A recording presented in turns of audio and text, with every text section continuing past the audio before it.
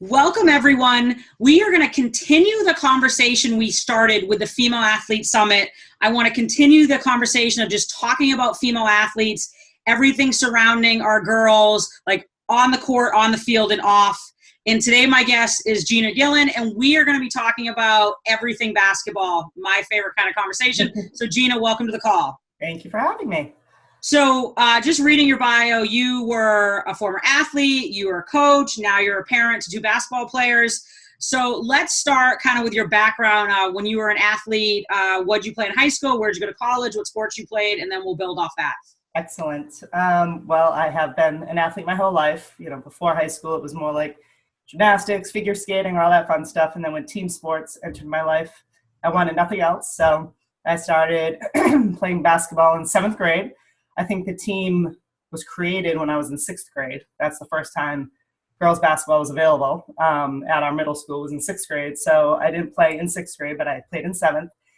And that was really my first team sport I played, loved it. And when I hit high school, I was a 3-sport athlete. I did field hockey, basketball, softball. And there was 2 springs I switched over to spring track because I used to travel with my family in April. My coach didn't like that very much. So I always played 3 sports, always very busy, loved it, absolutely loved it. Went on to college, played field hockey at Bentley. Basketball was probably my love, but I was more recruited for field hockey. I had actually gone to Scotland and England between my junior and senior in high school and played field hockey over there. It was an amazing experience. Went over with a bunch of girls from the East Coast, people I never saw, never knew. This was before cell phones and all that, and I can't believe my parents trusted to throw me on a plane with random people, but somehow I convinced them to let me because it meant that much. We went up the west coast of England and Scotland and back down the East Coast and stayed at universities, and I got the bug for team sports more than anything, so absolutely loved it. Nice. So you mentioned something prior that you were a 3-sport athlete. So before we kind of jump into your coaching and the kids, what is your opinion right now with all the sports specialization going on? Good or bad? I would just love to kind of know your opinion as a 3-sport athlete, but now as a parent and you're seeing all these kids. Well, it's funny because I was a 3-sport athlete and I went on to play the sport I probably didn't like the most. My husband specialized, and he went to Bentley on a full scholarship to play basketball. So I look at that and I kind of laugh. I tore both ACLs in college. He, knock on wood, has never suffered a major injury. So we debate this quite often, the multi-sport versus the single sport. And as a parent, my daughter specialized as a sophomore. We cut down to 2 sports as a freshman and cut down to 1 sport as a sophomore because she had decided she wanted to play in college. My son is down to 2 sports. I mean, he was 5-sport athlete. I mean, whatever a ball was thrown his way, he excelled at, but he's down to golf and basketball now. So when people say specialize, I think it's a timing thing. I think it's when the kid's ready, when the kid knows what they want. It's important to support because they can play a sport year round. And the coaches know well enough not to just do the same thing. They cross-train them. They do other things. So it's very different. And it depends what level you're at, and it depends your talent as well. Some kids shouldn't specialize. They should just, stay with everything because they may not be excellent at any one thing yet. So no, I 100% agree with what you said. I think that at a young age, like if we're talking like 5th, 6th, 7th grade, I think these kids should absolutely be playing multiple sports. Yes. But you also know this, like when I was a kid, I'm sure when you were a kid, like we'd go outside and play kickball. We'd go play like football. That doesn't happen anymore. So you're kind of getting that play, which we could consider like another sport. But I do believe once you hit freshman, sophomore year, you know what you're going to be playing in high school. Absolutely. I think you should specialize. I always like to say like their second sport should be kind of like the sports performance and the weight training. Yes. But I love your perspective. So thank you. All right. So you have been a coach. So let's talk about your coaching experience. All right. So I started coaching actually lacrosse of all the sports because nobody knew the game. It was new to our area. My daughter was in kindergarten. Someone handed me a whistle and said, "You need to coach." And I said, "Okay, fine." I've coached in my business and other things. So, was always the captain of my team. So it wasn't a jump. It was a new sport to learn, which was fun. So I started there. My daughter started basketball in fourth grade. I coached her there. So I coached lacrosse all the way through. I started coaching basketball there. My son started basketball in second grade. So coached him through as well. So coached them through the travel seasons, through AAU seasons, and through club lacrosse, town lacrosse. So always on the field coaching. Absolutely love working with the kids. Part of the reason I always wanted to coach is I did not have the best coaches growing up. We always, growing up in the, I went to Taunton High, and it was in the 80s, and you always got the coaches that didn't want to coach the boys sports. So, or you got the very low qualified coaches. I know my senior year in high school, my field hockey coach was a sophomore at Bridgewater State. So clearly she didn't play in college. She was 2 years older than me. It was really difficult, to always have coaches like that. So I love to coach, to give back to the kids, to give them a great experience, and, show them what team sports is about and how much fun it can be. So I love it. Do you think being that you were a coach and now you're watching your kids play basketball in AAU, and I'm sure there's some parents in the stands that are brutal, being that you're a parent in the stand, do you look through kind of different lenses because you were a coach and you know how hard it is to coach? Oh, absolutely. Especially more even in high school. I feel like fans are so critical of high school coaches, and high school coaches have a tough gig. I coached high school field hockey for 1 year.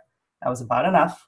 The pay versus the time commitment, everything is really difficult. People have to be there at 3:30 during the day. AAU, I feel like where I'm at with AAU, we have great families who get it. But where my son was at a year ago in AAU, some of the crazy parents screaming and yelling and just their kid's going to be the next NBA star. Yes. And I don't sit there and count the minutes my kid's on the floor. I don't do those things because being a coach, you know how hard that is. No coach is sitting there trying to punish a kid. They're trying to win a game, and some of them don't balance the two very well, and that could be a fault, but they're not there trying to torture your children. So I do try to support the coach no matter what, even though my husband and I might have a different conversation on the way home in the car, but I definitely would never bring that to the court side. Yeah, no, I read a lot, on the internet, Facebook, and you just hear these horror stories of parents and how they're treating, the referees and the coaches. And it's like, I was fortunate. My parents, as I look back, because when you're a teenager, you don't think your parents are that great. Right. They were fabulous role models. I mean, I'm sure it helped that their daughter was one of the better players, and I played all the time. And I mean, so I obviously different, but no, I think they were definitely great role models. And that's what I always try to tell, like, if I talk to a parent, like, you're a role model for your kid. They're watching how you're acting. And if you're pouting in the stands because they're not playing, they're probably going to pout on the bench. So I just thought that obviously you have a better perspective because you were a coach. So let's talk now AAU basketball. Since we're talking more female athletes, let's talk about your daughter, kind of where she's at, who she plays for, and we'll build off that. All right, awesome. Well, my daughter, as I mentioned, started in fourth grade. She came up through, we live in Lakeville, so we have a small program in our town that we ran, and she's played for the Cape Cod Waves, which is a great program out of the Cape, great team, great families, but at one point, a lot of three-sport athletes played for the Cape Cod Waves. It made it very challenging. You'd go to practice, 4 girls would show up, 3 girls would show up. It just didn't work. So ran into a friend of mine, Lori Bolin, who was transitioning over to take over a program, and she invited us to come to a tryout. We walked into the gym. There had to be 50 girls my daughter's age, working hard, knowing the game. I mean, of course, we had to drive to Newton, get off the Cape, go the other way. And she just thought it was awesome. She had just come off of a freshman year at Fian, where they won the Division I state championship, and she had gotten pulled up as a freshman and went to the Garden, went to Springfield. So she was really feeling the game. And then we walked into that gym that fall following that season. And she became a Bay State Jaguar, and they were on an amazing program. And at that point, my husband and I knew it was time for her to go play for someone else other than us. We wanted her to play with other kids that were better than her. that could raise her game up. And we found all that there, which was truly great. We really weren't seeking it. It kind of just happened. That's great. Now with Bishop Ian, they're one of the top girls programs in the state of Massachusetts. Is that, I don't even know, is that a private school? They call it a public Catholic school, but yeah. Yes, you do pay money to go. Yeah, so so it's not like the town like school. Correct. And is part of the reason she's going there because of the basketball program? Actually, the funny thing is she was going there for lacrosse. She was? Okay. Yes. In 7th grade, she went to a lacrosse camp at Bishop Ian. She was probably 5'8" at the time. She was an excellent lacrosse player, had been playing since kindergarten, had mad stick skills, very, very, I mean, she was being recruited as an 8th grader for college. And she went to Fian because she just wanted to meet new kids, get out of the small town, and loved lacrosse. And there was a lot of really good lacrosse players there. So fast forward, she grew. She entered Fian at about 6 feet tall and had an amazing basketball season there, as I said, with the state championship and stuff, and had an okay lacrosse season. She was the only freshman on the varsity team. High school lacrosse is challenging in its own ways, but she didn't love it. So it was after that she decided to specialize. So many people think she went to Fian for basketball. And I remember having a conversation with her in 8th grade going, they have a really good basketball team. You're going to need to work really hard to make the freshman team there. Like, you need to understand this. And so she kicked it up. So, and she did make JV as a freshman, which was great too. So nice. And your daughter right now is just about to finish her junior year. Correct. Yes. And I know, just because I follow you and we talk, that your daughter is already verbally committed to a Division II school, Bentley. So obviously junior year is the most important time for basketball. What do you see now that you guys are verbally committed? Great school, love the coaching staff there. Like, did you see like a whole load of stress is kind of released from her as the other kids are like, oh my God, where am I going to play? I would just kind of love to know, I mean, and I look forward to asking Bree this hopefully in the coming months, like what you're feeling now with the AAU season, knowing that that's taken care of. Yeah, it's totally different. And again, it just kind of happened. We were at a tournament in Pennsylvania, and Bentley was there watching another player on our team who's from Waltham, who's awesome. Mm-hmm. And they started watching Bree, and they had no idea our history and et cetera. So that was the very first season we played with Jags. That was fall of her sophomore year. So they kind of followed her. And Bentley has always been her number one. Both my husband and I went there. They had no idea she was our daughter. They never put 2 and 2 together until obviously a couple of conversations. That's what she really, really always wanted to go to. So we, fast forward to the spring. The spring season is stressful. It was spring of sophomore year. I mean, it's funny. I think it gets backed up a little bit. Spring of sophomore year was a pretty big year. Tons of coaches at every game. They can't reach out yet because of the limitations, but they can talk to your coach. Your coach can talk to you. You know who's watching. You know who's not. So that started adding some stress. And then July is the big D1 viewing period. We went to 4 major tournaments.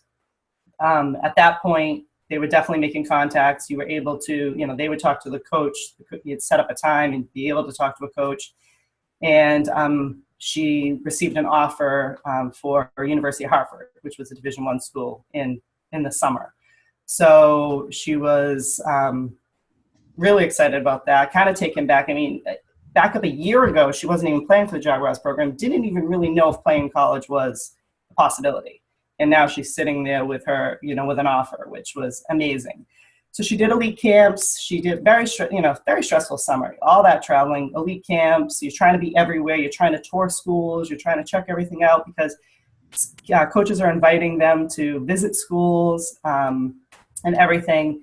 And so then come the fall, she did receive an offer from Bentley. She could have continued, with all the visits and everything. We had visited probably 12 schools at that point with the coaches, not technically unofficial visits, but tours. And it's interesting. Some kids love the journey. She's not a big spotlight girl. So she just wanted to verbally commit. And I said, well, if any school in the world came and made you an offer, would you want to go? She said, no. I said, well, then you need to commit. So she committed. And yes, was a huge, just let the phone stop ringing, let the email stop coming. And she's loving life right now. So, I think it's awesome when kids know what they want and they can verbalize it, to the parents and the coaches. And it's something to be said for like an AAU team. Like Bree might not be the best player on the Jags. Like she's a good player, but because she plays for a Jags, plays for a really good organization, coaches are going to watch the Jags, and they kind of fell upon her by accident. And I'm sure that's going to, happen to other players. So I think for kind of the parents listening out there, you don't sometimes need your kid to be the best player on the AAU program if the AAU program isn't that great. Yeah, it's not about winning T-shirts every weekend. I think like part of AAU is for you to be able to, get exposure and have the coaches see you. Obviously, I think, and I mean, this is how we were always brought up, like you want to play against better players. That's the only way you're going to get better. Like we used to play against the guys all the time to kind of get beat up a little bit, because when you play at a high level AAU and then you're going to be playing in college, it's a totally different game. Right. We have coaches that'll come to our practices. I mean, you can be the number one player of an AAU program and win a T-shirt every weekend and never see a coach on your sideline. Yeah. What's the point? I mean, if your point is only to have fun and play basketball, go for it. But if you have aspirations to play in college, that's not the right program. Yeah, no, I mean, and I'd say most people, if they're starting to get, freshman, junior, sophomore, junior year, I'd like to think they're pretty serious about basketball. Yeah. If not, save your parents a ton of money and just let them know that you want to play club in college. Right. My mother still jokes with me. I mean, I was fortunate to go on a full scholarship. She still jokes with me. She's paying off AAU though. Right. Yeah, it's the running joke, and I'm 37. So almost 20 years later, we make this joke. So there is no joke. Last year's investment, and all that travel. And then we're going to travel again this year because our team is not committed and she still needs to play at a high level. So we're still along for the ride this whole season, which is great. And she's been getting looks for the tournaments we've gone to, which is, great for her confidence. But it's great for her confidence. It's awesome. Which is great. So no, that's awesome. And I will hopefully we'll continue this conversation more about basketball and Bree's journey when we do the Women's Basketball Summit in the fall. But let's talk about what you do right now. I know you're a big believer in kind of nutrition for these female athletes. So let's talk about your business. Excellent. Yes, I partnered with a company called Isogenics, and it's a health and wellness company, and they have a line of products for athletes that are amazing because athletes want to try to supplement and they don't really know what to do, and they're buying stuff off of shelves, and some stuff won't even test correctly for the NCAA and different things like that, and it's just not outright good for them. So I love being able to fuel, Bree and my son and anyone else that'll listen with products that will just supplement what they do, because these kids are so busy. You go on these tournaments, you go away, on those AAU weekends, and they're grabbing pizza and they're grabbing this and they're grabbing that. And it's so, so important. I mean, we as adults now know it's 80% nutrition, 20% exercise, and we all hear this stuff. And those kids are exercising 110% of the time. So they need just the extra fuel for their body. I work with everybody. I work with ages 4 to 104 when it comes to nutrition, because it's just so vitally important to their performance. So I think that's important that you're a role model for your daughter, but you're kind of talking about healthy habits and supplementing when you need to. Obviously we want to get fuel from food, but it's just a crazy world. We're not going to all get it from food, because I just know from my personal experience, when I was in college, nutrition was never really spoken about. And I remember my freshman year, I had a good freshman year, made the all rookie team, but I got smacked in the face. Nagging pulled hamstring, nothing major. And I was eating whatever the hell I wanted. And when I kind of finished my freshman year, I put a ton of commitment, strength and conditioning, but then really started to pay attention more to just kind of fueling my body. And then that made all the difference in the world. So I think setting the stage for your daughter to be, when she's on her own at Bentley, right. She knows what to do. Right. And of course, Whole Foods are amazing. It's just, unfortunately, they're not always the best. You don't always have access to what you want. So that's why it's great to have the backup. I mean, hey, if I could have Tom Brady's personal chef, I'd be all set. But that's not a reality for me. So, to keep my, everything in balance, that's where you need to have the. It's not a reality for 99% of the people. That's right. And also that's just kind of everyone's different. What works for Tom Brady, what works for you, what works for Bree might not work for me. And I just say that you need to kind of play around what works for your body. But I think we can all be in agreement that eating a pizza and then eating kind of more whole foods is going to be a big difference in how you're going to perform on a basketball court. Absolutely. And I feel like the like the AAU world is changing a little bit. You see some better options when you're at tournaments because the kids are demanding it. You know, they know what they want. They know they can't just have junk between games. So it's important. It's a big factor. And even after, you know, they finish practice at 10 o'clock at night, what are they doing before they go to bed? They just can't go home and just climb in bed. You know, that body needs to, you know, yeah, absolutely, itself a little bit. So for everyone listening to this, if people want to learn more about you, want to reach out to you just to maybe have a conversation because their daughter's stressed out or they want to learn more about Isagenix, where can they find you? Well, first, I'm on Facebook, so Gina Gillen, Gina Gillen. You can always find me there. Everything I post is public. And I do also have a website, which is Isagina, ISAGINA.com. So. Awesome. Well, you and I will have many more conversations about basketball, but thank you so much for sitting down and chatting with me. Well, thanks for having me again. It was great.